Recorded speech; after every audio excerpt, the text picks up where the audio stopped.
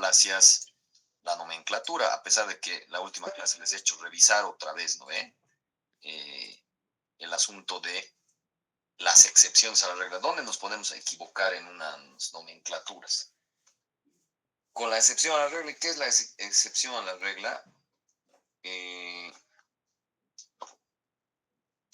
Esto le vas a dar una copia a la, a la Jesús y luego me lo vuelves a dar por favor, ¿ya? Las excepciones a la regla son una manera bonita de decir las equivocaciones a la regla, porque no se ha querido modificar la nomenclatura. Sería lindo que la nomenclatura respete nomás sus reglas y sería fácil, pero hay un montón de equivocaciones a la regla y esas equivocaciones a la regla las ponemos como excepciones a la regla, que no es correcto. Hemos hablado del caso linfoma, digamos. Hemos hablado del caso melanoma, etcétera, ¿no? Entonces, vamos a tomar lista. Esas excepciones a la regla tienen algunas otras reglas que yo he planteado, ¿no ve? Que son para que les ayuden. Por ejemplo, no hay neoplasias benignas de linfocitos, ¿no ve? El sufijo oma también es controversial, el tumor, también tumor de alguien, todo eso les ayuda para que el rato de que ustedes manden una biopsia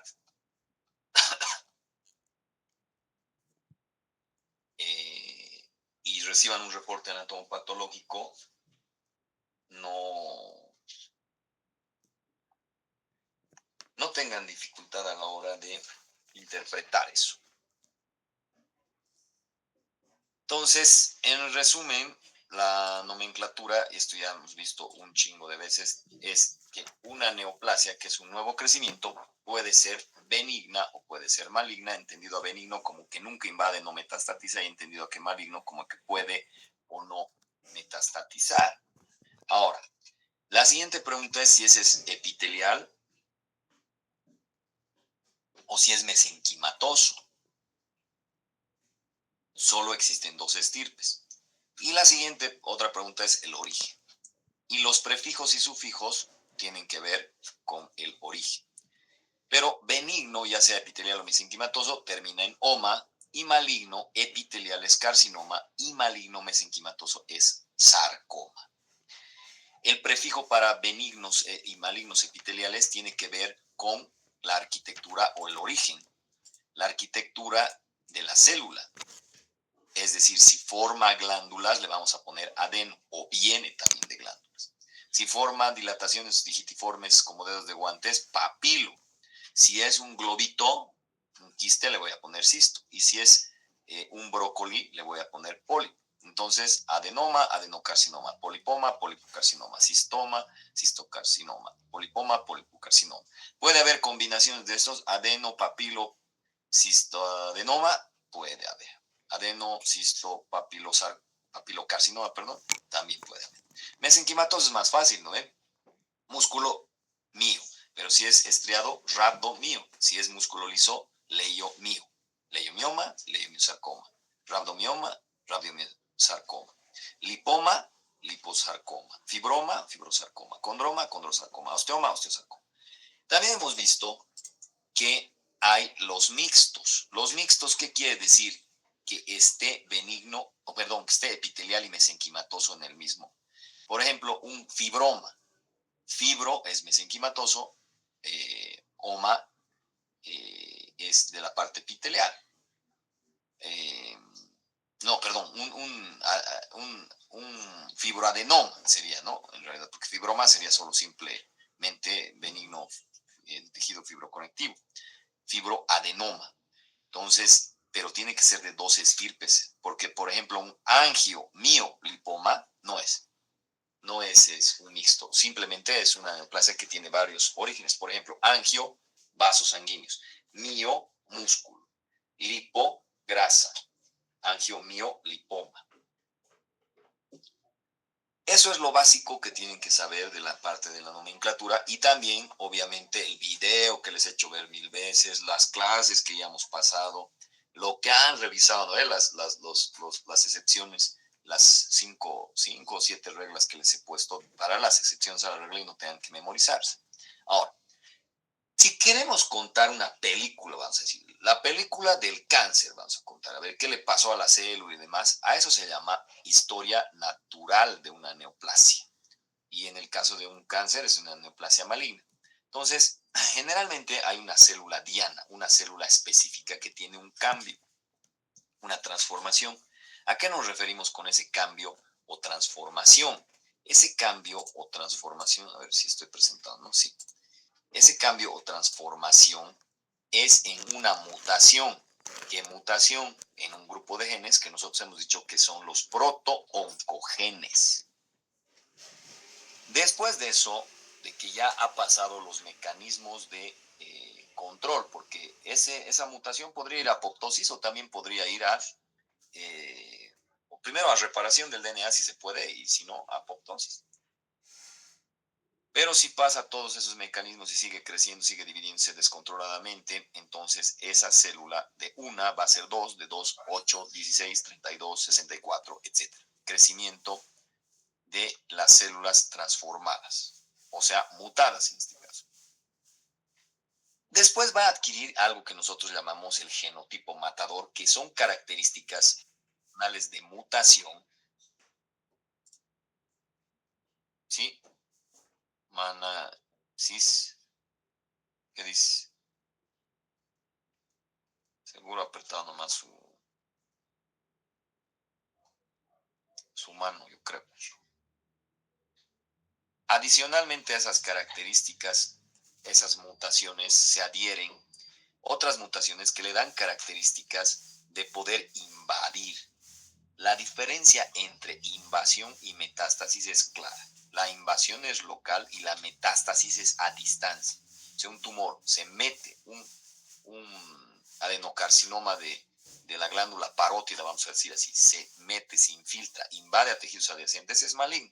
Pero si salta va por una vía hematógena, puede ser por linfático, a otro lado, y aparece la metástasis en pulmón, eso es a distancia, a eso se llama propiamente dicho metástasis. Y bueno, ya nos hemos adelantado, ¿no? De la invasión, que es local, va a la metástasis. Entonces, si contas, digamos, en síntesis, una película de qué es lo que sucede para que tengas un cáncer, empieza con una célula que muta, luego se divide descontroladamente, adquiere mayores mutaciones que le dan una característica de invasiva,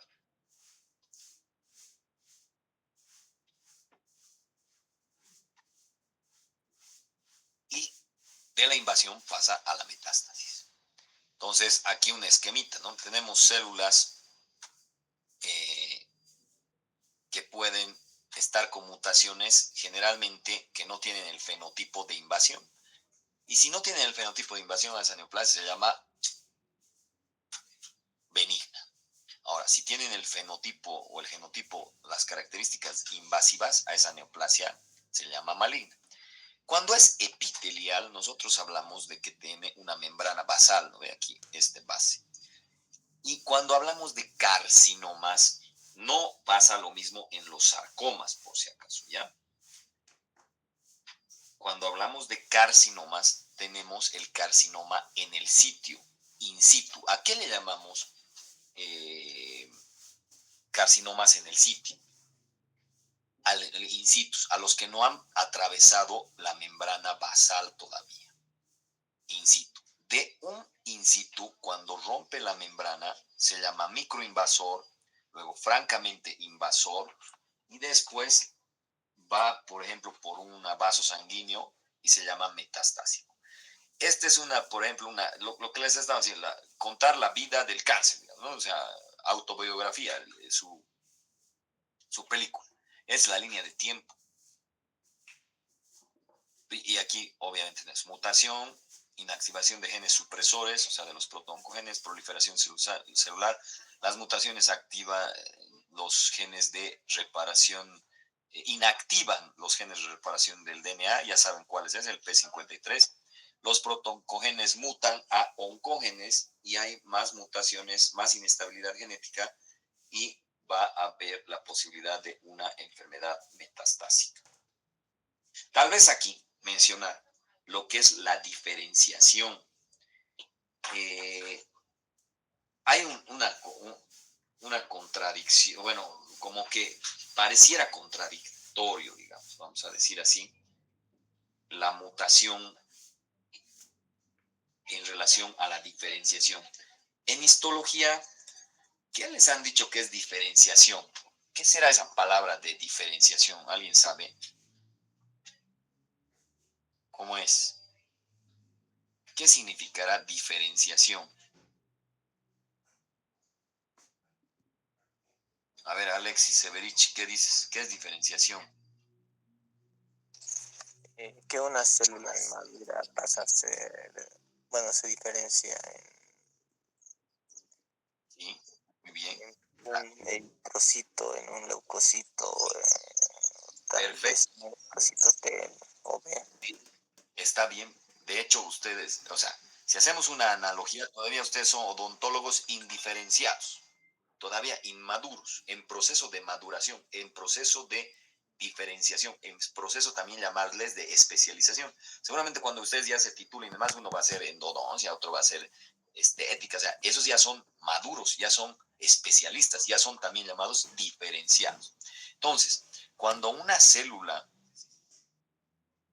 neoplásica maligna, o sea, ¿cómo evoluciona? ¿Por qué un cáncer se vuelve peor? Tienes un cáncer más benigno que otro por el grado de diferenciación. Cuanto más se parece al tejido de origen una célula, más diferenciada es, más especializada es, menos mutaciones tiene, menos capacidad de invasión, menos capacidad de metástasis. Cuando una célula tiene mayor mutación, eso quiere decir que se parece menos al tejido de origen, lo que quiere decir que es menos especializada, lo que quiere decir que es menos diferenciada, lo que quiere decir que tiene mayor probabilidad de invasión y metástasis. Por ejemplo, si tú agarras una neurona, a ver, una neurona será una célula diferenciada o indiferenciada. ¿Cómo es? ¿Qué piensas? A ver, Carlos García, ¿una neurona será una célula diferenciada o indiferenciada?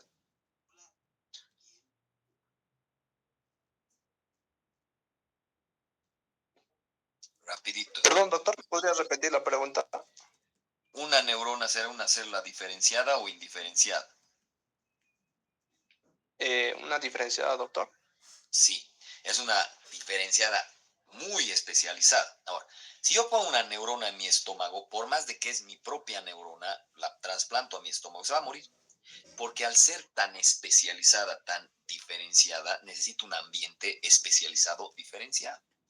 Y ese ambiente es en el cerebro. Cuando la quito de su ambiente, se muere. Lo mismo pasa con un cáncer. La pregunta, ¿no? Doctor, ¿por qué habrá metastatizado? ¿Por qué será que ha invadido otro lugar? La respuesta, porque era una neoplasia de alto grado, porque era una neoplasia indiferenciada, porque esa neoplasia tenía muchas mutaciones y al tener muchas mutaciones no se parece al tejido de origen, nada. Por consiguiente, el microambiente del tejido de origen le vale madres. Lo único que necesita es oxígeno y nutrientes para vivir. Entonces, cuanto más mutada, menos diferenciada, más probabilidad de metástasis. Eso tendríamos que añadirle a este, digamos, esquema en la vida de un cáncer, ¿no? Si aquí ponemos la diferenciación, aquí está mejor diferenciada, menos diferenciada, poco diferenciada, indiferenciada, ¿no? Porque ha aumentado su grado de mutación. Diagnóstico macroscópico. El diagnóstico macroscópico e histopatológico puede predecir la conducta biológica y el curso clínico de una neoplasia maligna o benigna. Claro que sí. Y me refiero a si, por ejemplo, macroscópicamente tú ves que la neoplasia está encapsulada o está enquistada, es mejor a una que está diseminada, ¿no? Que no tiene una cápsula, que no tiene algo que la rodee. Si macroscópicamente tú ves, bueno, o microscópicamente, en este caso histopatológicamente, ves que tiene mutaciones irreversibles como ser una mitosis atípica, una mitosis tetraploide, triploide, donde ya la mitosis ya está arruinada. Si ya está arruinada la capacidad de división, entonces eso nos puede inclinar la balanza que va a ser maligno, y cuanto más maligno, cuanto más indiferenciado, pues obviamente más capacidad de invasión y metástasis tiene. Entonces, lo que decía, un cistadenoma papilar limítrofe ovárico, por ejemplo, ¿no? O sea, si tenemos un ovario que según nomenclatura hemos dicho, ¿no ve? Que podría ser benigno, podría ser maligno, pero podría ser limítrofe. Limítrofe es que tiene características de benigno y maligno. No se puede garantizar si va a quedar ahí o si va a tener invasión y o metástasis. Entonces, según la macroscopía, tenemos ciertas limitantes, ¿no? El hecho que esté enquistado, el hecho que esté en quiste, no necesariamente me va a decir si eso es benigno o maligno, por si acaso. Por eso es que existe el cistadenocarcinoma, ¿ve? Aquí, por ejemplo, tenemos un tumor de ovario que se ha roto, se ha salido florido, ¿no? Así como brocolicitos han salido. Está roto.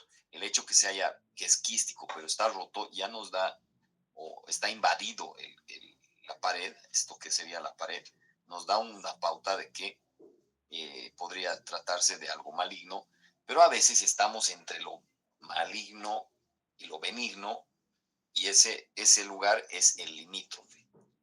De todas maneras, yo sé que ustedes no son patólogos, no son histólogos, pero incluso intuitivamente, segurísimo que ustedes me van a decir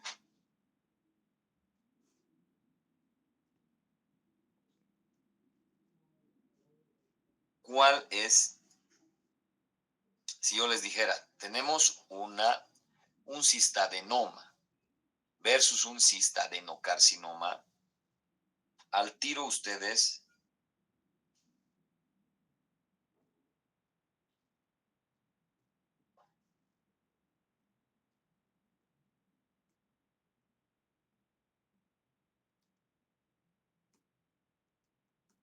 me podrían escoger, si yo les digo, uno es maligno y otro es benigno. ¿Cuál de estas dos imágenes escogerían para benigno y cuál de estas dos imágenes escogerían para maligno? A ver, ¿cuál creen? ¿Cómo es? A ver, tenemos opción 1, opción 2. La primera para benigno y la segunda para maligno, doctor. Sí, porque estamos viendo que este está más bonito, incluso más rosadito. El otro se ve más basófilo, lo que hemos visto, ¿no ve? Y parece más fea, las células más irregulares y demás. Pero incluso un patólogo podría decir, si esto parece maligno, pero no me convence, no hay todo para maligno. Y evidentemente, todos estamos de acuerdo, sí o sí, este es benigno. Pero este parece maligno, pero podría ser limítrofe, ¿no ve? Entonces, versus uno u otro, y es donde nosotros, como patólogos, vamos a sugerir la IHQ. ¿Qué es la IHQ? La inmunistoquímica.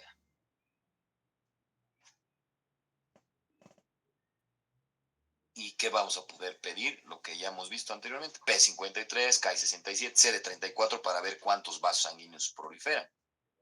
Macroscópicamente puede ser similar, ¿no? O sea, decir, pucha, se ve medio raro, pero no puedo decir porque parece que está bien delimitado, no se ha roto, etcétera. Pero ahora sí, si yo les digo cuál es benigno, cuál es limítrofe y cuál es maligno, ¿cómo escogerían de las tres? Tres, ¿no? Ahora hay tres imágenes. Pues, ¿cuál es benigno, cuál es maligno, ¿no? Y cuál podría llegar a ser limítrofe o en el borde de la línea?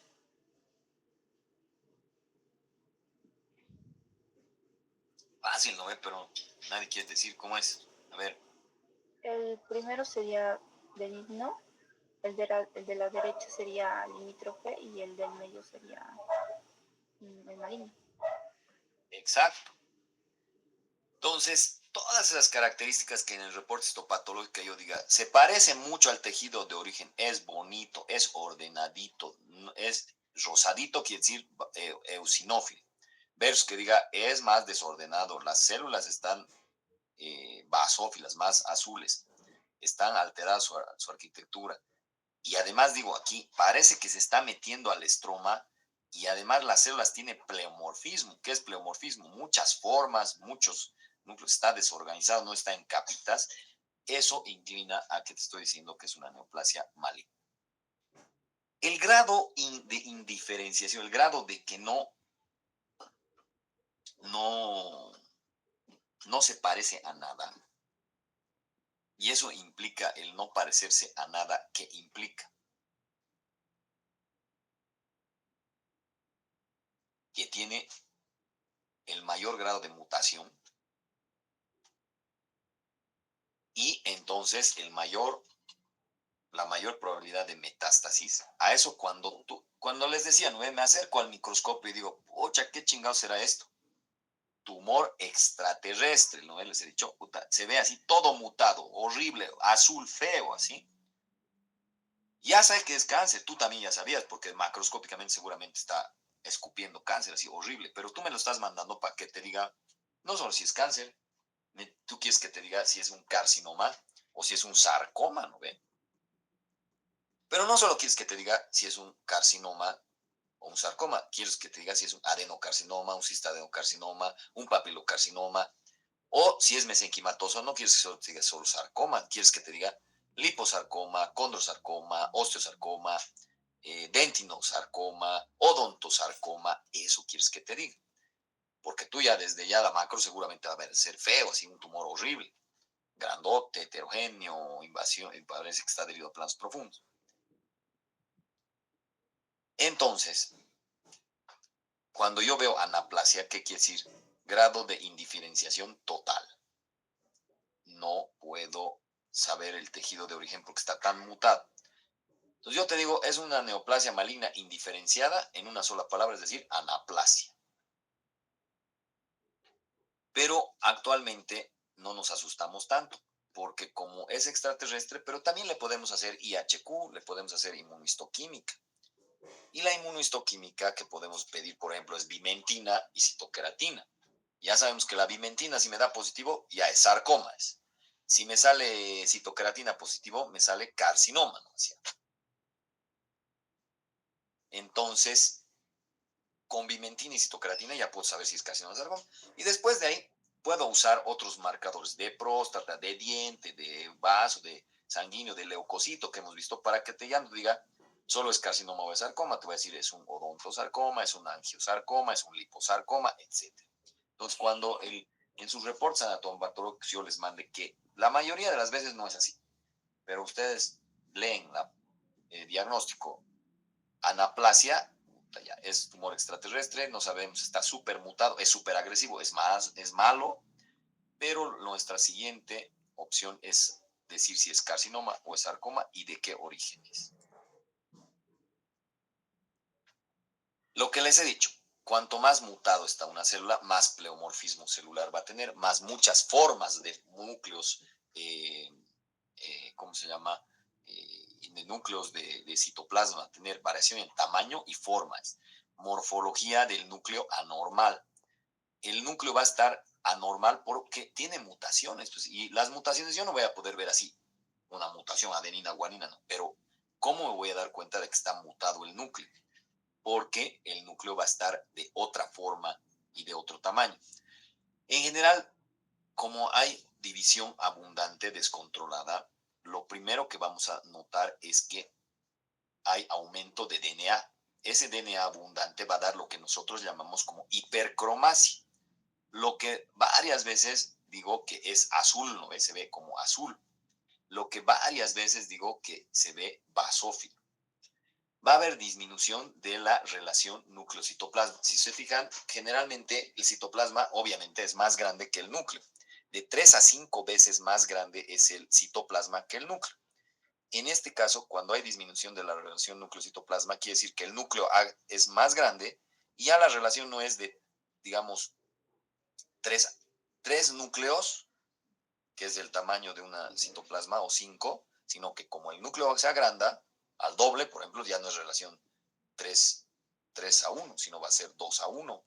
O a veces casi ya ni hay citoplasma, porque el núcleo está grandotote, la relación es casi 1:1. Entonces, eso es de la disminución de la relación núcleo-citoplasma. La cromatina, que en realidad es el DNA, en vez de que esté así toda pintadita así homogénea, va a verse heterogénea, va a ver como granular, así como grumitos, vamos a ver. Como está activada la división celular, va a haber nucleolos evidentes. Mitosis obvia, si hay aumento de DNA, es por algo, porque está habiendo división descontrolada, y entonces obviamente que va a haber mitosis aumentadas. Pero las mitosis aumentadas, ustedes saben que también hay en regeneración, hiperplasia. Estas mitosis, cuando son atípicas, o sea, no tienen dos centriolos y un uso, ¿no ve así? No es así bonito, sino que tienen tres tripolares, tetrapolares. Ya, esta es una característica que me dice totalmente que esa no es una neoplasia benigna o no es una reactiva, no es una hiperplasia, sino que sí o sí es una neoplasia maligna. ¿Por qué? Porque hay un daño profundo mutado en el DNA que hace que la división celular sea mutada. Pérdida de la polaridad. ¿Esto qué dice? Cuando leen un estudio histopatológico, ¿esto qué se entiende? Las celulitas están así, todas acomodaditas. Por ejemplo, vamos a usar el ejemplo de una cúbica o una cilíndrica. El tubo no está hacia arriba, digamos, no está hacia un lado, y así. Todas están así ordenaditas, que tienen una polaridad. Vamos a decir, tiene un norte arriba y un sur abajo, ¿ya? Pero pérdida la polaridad, ya no tiene un norte arriba y un sur abajo, sino que el norte está como noreste, así medio chueca la célula. Eso es lo que es pérdida de la polaridad y es una característica histopatológica que conlleva a pensar que es una neoplasia maligna con capacidad de invasión y metástasis. Otros, gigantismo celular. Las células extremadamente grandes también denotan muchas mutaciones, lo que hace que incline la balanza a que estás entendiendo que en un reporte histopatológico te está hablando de un cáncer. Pero ojo con eso. Con eso no quiere decir que no hayan células gigantes multinucleadas normales, ¿no? ¿Dónde hay eso? En una inflamación crónica granulomatosa, por ejemplo, una tuberculosis. Ustedes ya saben eso. Binucleaciones, 2 núcleos. Eso es muy raro en una lesión reactiva. Por lo general, una binucleación no se encuentra en una lesión reactiva. Entonces, que tenga 2 núcleos en el reporte histopatológico hace automáticamente que pienses que es maligno. Necrosis. La necrosis hay en todo, ¿no? La necrosis que tiene una etiología isquémica por obstrucción, por infarto, digamos, por isquemia, porque no llega suficiencia de oxígeno, nutrientes. Hay en varios, ¿no? En una trombosis, etc. Pero la necrosis isquémica es más característica de una neoplasia maligna porque como crece muy rápido el tejido, no tiene suficientes vasos sanguíneos para alimentarle a ese tumor. Entonces, crece muy rápido y aunque quiera crecer y dividirse descontroladamente, se muere porque no tiene suficiente aporte de nutrientes y oxígeno. Aquí, por ejemplo, tenemos células gigantes, monstruosas, le llamamos así. Ahora, si yo me acerco aquí y me dicen, doctor, ¿y esto es cáncer? Claro, obvio. ¿Pero qué cáncer? ¿Es carcinoma o es sarcoma? Yo ahí sí te digo, no sé. Peor el origen, ¿no? Porque es a eso que me refiero, que me acerco y es tumor extraterrestre. No hay ningún indicio, ninguna cosita que me diga, escucha, esto parece venir de diente, parece venir. Es a eso que nos referimos con la anaplasia. ¿Se fijan? Esos grumos, esa es la cromatina grumosa, que le llamamos.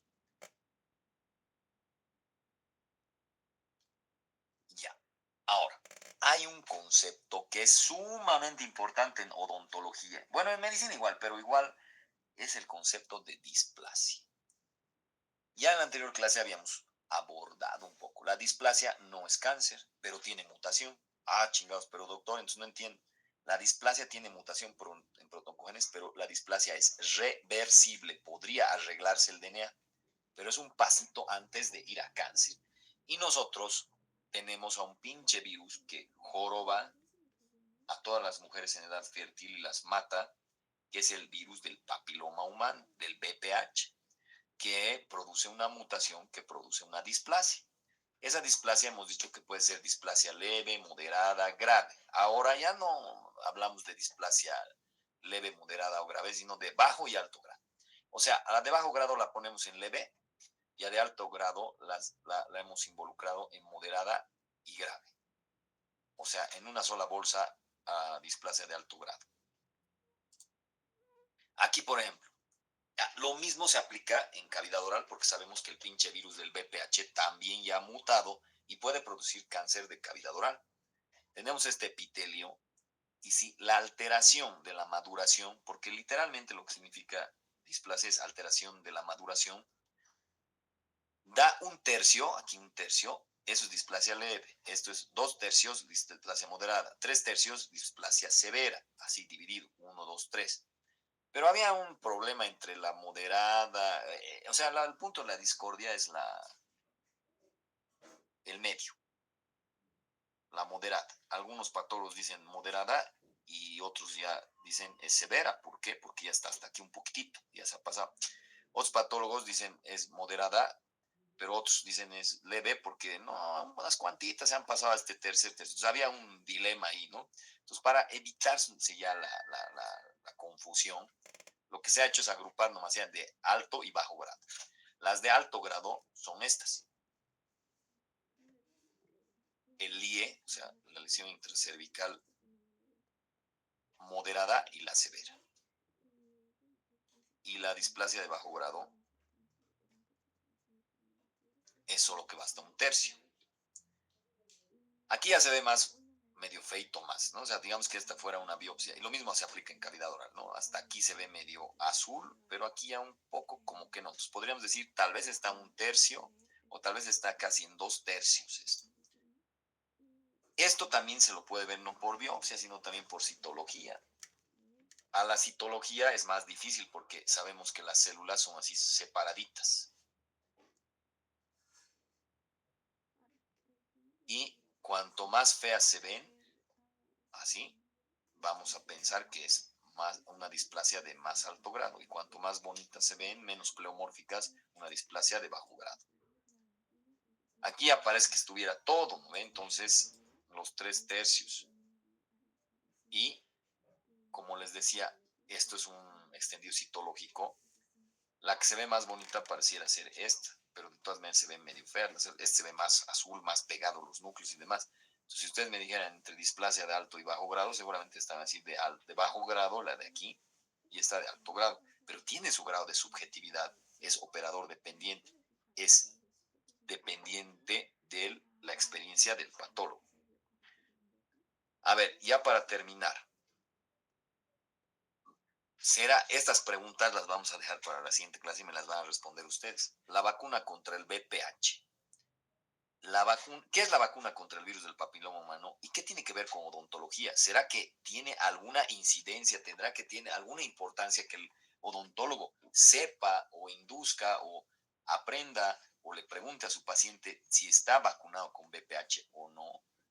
A ver, esa es una pregunta que se van a hacer, les pueden hacer a sus docentes más, a otros docentes y demás.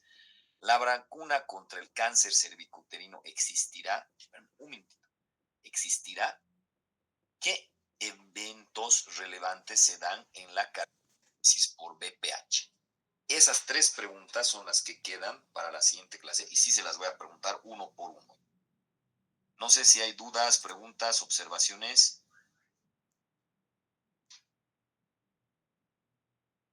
Nada, todo claro, todo clean.